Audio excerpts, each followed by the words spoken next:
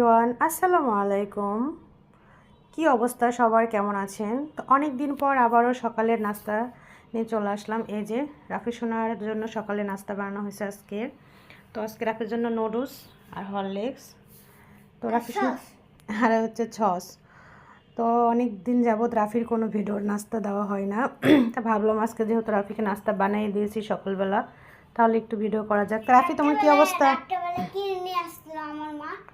তুমি এখন খাওয়া দাওয়া করে লক্ষ্মী ছেলের মতো পড়তে বসবা, 1 ঘন্টা পড়বা, তারপরে মোবাইল দেখবা, ঠিক আছে? আমার রাফি সোনা কিন্তু অনেক লক্ষ্মী হয়ে গেছে, এখন কথা শুনে বড় হয়ে গেছে, বুঝতে শিখছে। তো সবাই আমার রাফি সোনার জন্য দোয়া করবেন। রাফি সোনা, তুমি কিছু বলো।